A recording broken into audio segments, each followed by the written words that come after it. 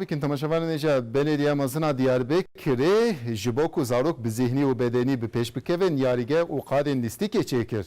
Zarok dikucaya taybet de listiken sportif, zihni u fiziki dikin u parkura Survivor'ı de tekoşine dikin. Kuçe û kolanên Diyarbakırê bi xebatên şaredariyê ji gemarê hatin paqijkirin û bi laleyan hatin xemilandin.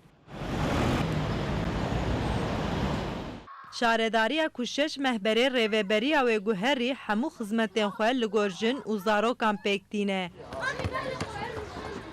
Şaredariya Diyarbakırê ji bo zarok beşdarî aktivîteyên sportîv, zîhnî û fizîkî bibin derfetan çê dike.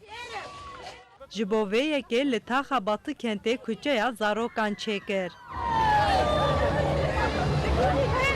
Zarokên Amedê tên vera basketbol dilêzin, futbol dilêzin û di parkûra Survivor'ê de têkoşîn dikin. Li vê kuçeyê ji bo zarokan parkûra piskilêtan, seheyên piçûk ên futbol û basketbolê hene. Valla saat çekirî pir xweş bûye. Dilêzin? Erê, Çi dilêzin? basketbol vay çekirî.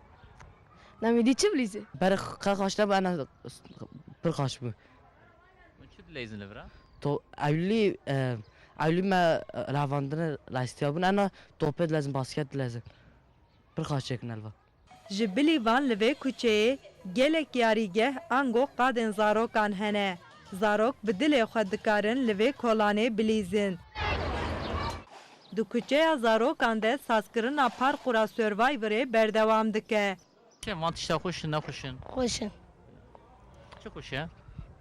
Basketbol, futbol.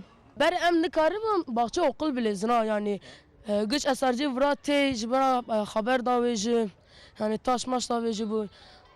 Ana kever davê jî ama ana baş bû ya yani.